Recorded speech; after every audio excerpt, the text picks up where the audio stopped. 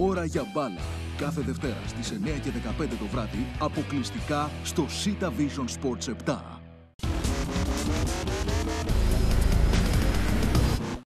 Βινίσιους, Αλονεύτης που δεν έχει τροφοδοτηθεί σχεδόν καθόλου, είναι από τις πρώτες, αν όχι η πρώτη προσπάθεια. Ωραία κίνηση του Αλονεύτη μέσα στην περιοχή. Το σούτ, ο Βινίσιους, out.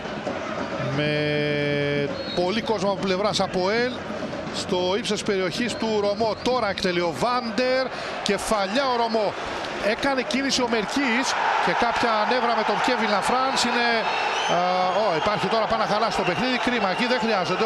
Ο Μερκής έμεινε αρκετά δευτερόλεπτα στα πόδια του Λαφράνς. Για να το δούμε εδώ θα φανεί καλύτερα.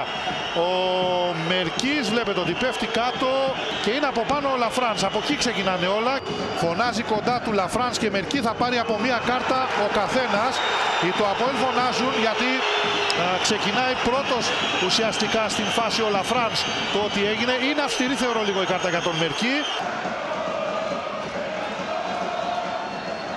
Τώρα εκτελείται ο Βινίσιους 1-0. Ο Βινίσιους καραδοκούσε στο πίσω δοκάρι, μόνος του αφύλακτος και βάζει φωτιά στις κερκίδες του Γασιπί. Το κόρνερ του Βάντερ, συστημένη στο κεφάλι, λάθος της άμυνας της ΑΕΛ. Δεν υπάρχει κανένας παίκτης εκεί από την πλευρά των φιλοξενούμενων. Η ΑΕΛ με αηρώσα χαμηλά, ο Αροαμπαρένα, ευκαιρία με τον Ισπανό να κάνει την κίνηση, ο Πίτι δεν μπόρεσε. Αυξάνεται και η νευρικότητα στις μονομαχίες των δύο ομάδων. Ο Σοάρες, ωραία εκτέλεση, κεφαλιά, ευκαιρία με τον Αστίθ. Βάτερμαν, και αυτός με τη μία μια μπαλιά. Ο Βινίσιους πήρε την κεφαλιά. Ο Βάντερ, το ΑΠΟΕΛ έχει τώρα προϋποθέσεις εδώ. Ζητούν μπάλα Αλονεύτης και Ντεκαμάργκο.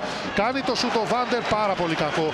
Τώρα εκτελεί ο Βάντερ, χαμηλά αυτή τη φορά. Η κόντρα ο Ντεκαμάργκο, δεν μπορεί ο Ρωμό εύκολα. Θέλει να πλησιάσει ο Ιωάννου για να δώσει τώρα στον Αλονεύτη.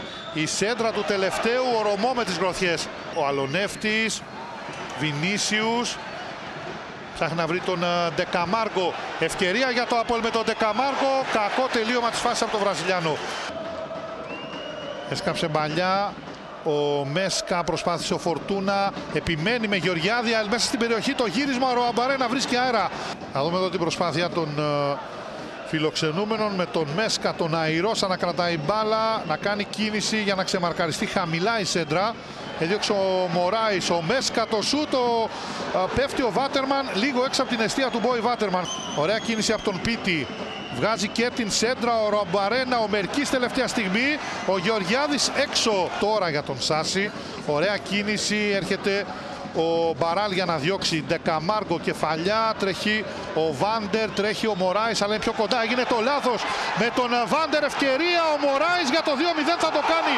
Τραγικό λάθος από την άμυνα της ΑΕΛ, από τον Λαφράνς. Κοιτάξτε πόσο άσχημα γυρίζει για τον Ρωμό και πόσο εύκολα θα σκοράρει ο Μωράης. Τραγικό λάθος για την ΑΕΛ. Γκολ για το ΑΠΟΕΛ, 2-0 με Νούνο Μωράης. Η ΑΕΛ τώρα που βγαίνει μπροστά με τον Πίτι με προϋποθέσεις, περιμένει ο Γεωργιάδης και ο Ρομπαρένα. Υπάρχει σηκωμένο σημαίακι του βοηθού. Δεν υπάρχει κανένα offside στην προηγούμενη φάση. Μπαράλ από εκεί στον Γιαννιώτα, έκλεψαν οι της ΑΕΛ με τον Γεωργιάδη να περιμένει βοήθεια. Η μπάλα πάει στον Φορτούνα χαμηλά. Το γύρισμα του Σάση καλό, έξυπνο. Κάνει κίνηση ο Εμπεσίλιο, βρίσκει χώρο, πάσα για τον Ντεκαμάργκο, ευκαιρία, πέρασε, πέναλτι υπάρχει, θα το σφυρίξει ο διαιτητής, καθαρή φάση. Αν πάρει την μπάλα ο Ντεκαμάργκο, ο οποίος το κέρδισε, όντως τον Ντεκαμάργκο θα το εκτελέσει, offside δεν υπάρχει, καθαρή φάση. Και από εκεί και πέρα περνάει ο Ντεκαμάργκο, παίρνει πόδι. Εδώ θα φανεί καλύτερα νομίζω. Ναι, υπάρχει η παράβαση. Ο Ντεκαμάργκο εκτελεί 3-0. Το ΑΠΟΕΛ πλέον και με τον Ντεκαμάργκο θα βάλει και αυτός γκολ στο σημερινό παιχνίδι. 3-0 δίνοντας ουσιαστικά διαστάσεις τριάμβου.